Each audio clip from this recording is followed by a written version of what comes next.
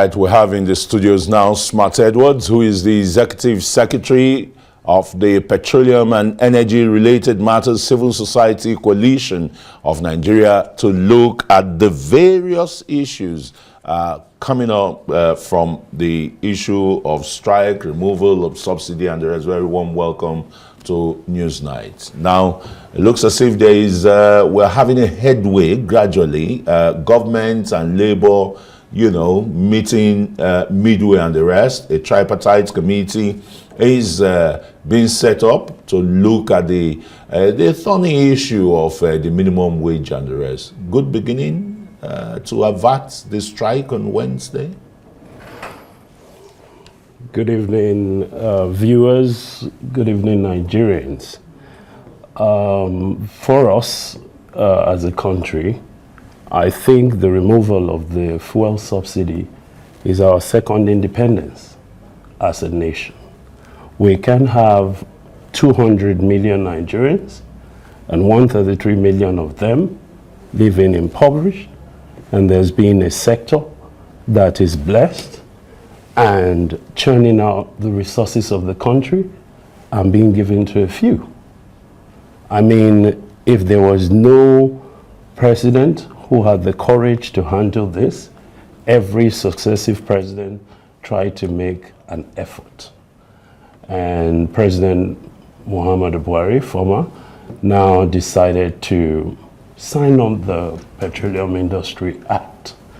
And so on the first day, President Tinubu cannot be breaking the law.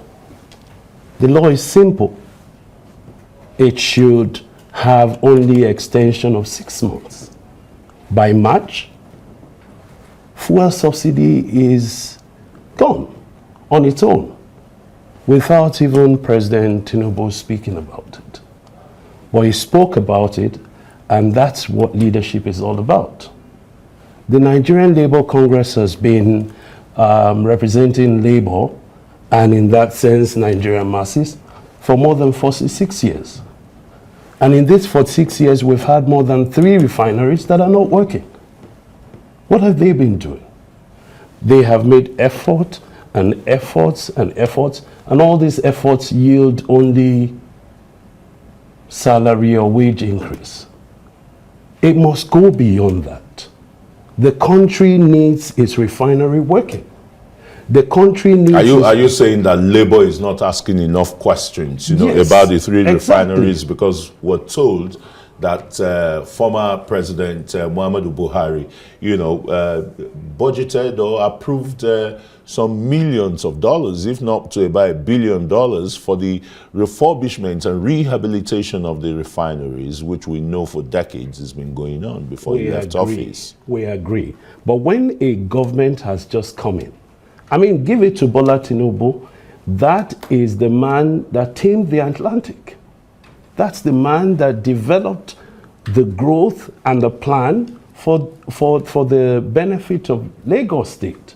And now he is president. He's saying, I want to begin to take these funds into different sectors. I don't want to continue with the story of the cabals. I want to do something different. Is labor being short-sighted when you look at political? When you look at the humongous money being expended monthly on subsidy, 400 billion naira. What country survives on that? Take it to yourself. It's like taking 10 billion naira and giving to each state, 36 states monthly. I'm sure they would have been able to do things that would have affected their citizens. But the truth about this is NNPC is now a new company and not the corporation that was shielded in secrecy. As a company, it's now coming up to be transparent, to say that this money's 2.8 trillion naira is being owed by government. It's not given to them. They go around doing their business, and when they raise these funds, they deploy it to just a certain few. And this is the problem. So when Labour meets a new government, the first thing is that Labour needs to go the whole log and then come to the table rather than protest. This is a new president calls you on the first day in office and says, let us discuss this sector. I think the whole gamut of Nigerian people's problems, the labor's problem, the workers' problem, our refinery problem, all has to be put on the table. So I think they should be on the table rather going to protest. And the protest is already sending a signal. Labour became political. How do you mean that Labour is political? Because, no, please, before the elections, I mean, during the campaigns, virtually the front runners for presidency said they were going to remove subsidy. So even the Labour Party, the People's Democratic Party, and of course the government in power today, All Progressives Congress, agreed that subsidy must go. So how is the Nigeria Labour Congress being political here? So why is Labour now appearing that it wasn't in Nigeria during the political season?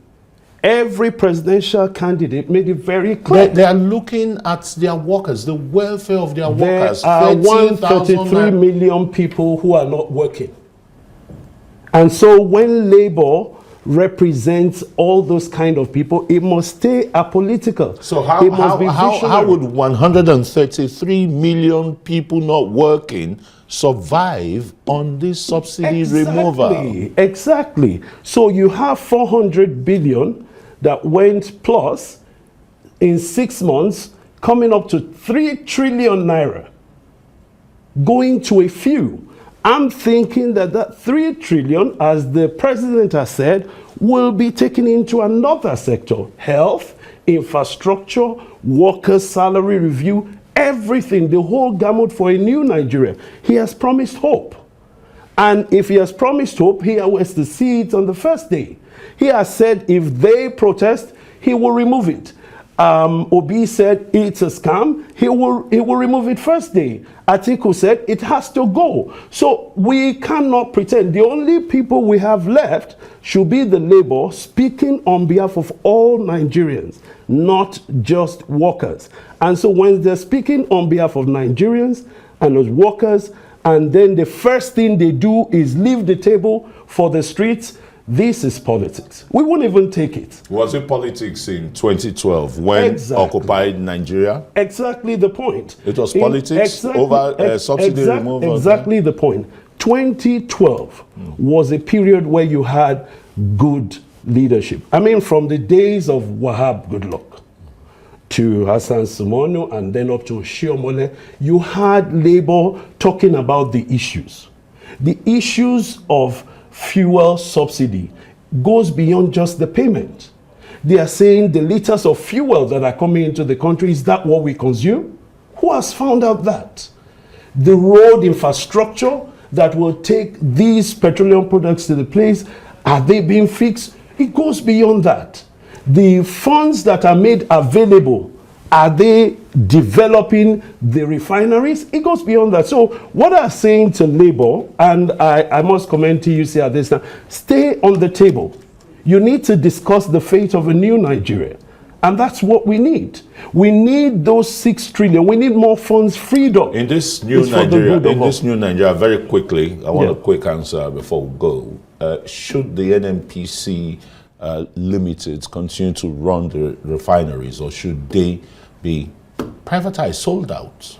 Well, it's up to the president, the NNPC. Remember, they are now a company. Don't forget that government does not run business. Yes, that's why we could get them out of business. What I'm saying is NNPC Limited is now a company. It can go into the refineries. It can get new investors. It could be sold. It's our property, it's our patrimony. And so the real issue here is that Labour should get back to the table, discuss the issues that concern the whole gamut of the oil sector. ASU has opportunity to discuss with the new president. ASUP has the same opportunity. Nurses have the same opportunity. They can't go to the streets. When they are on the street, it means something else. And as a coalition, we will not allow it. Because the truth here is, in this government, we have to let them know that there are other people who have not been working since I 1999. just hope as a coalition, you aren't going to trample on the rights of people. Smart Edwards, civil society organization. Yeah, thank you so very much for coming to shed some light on this.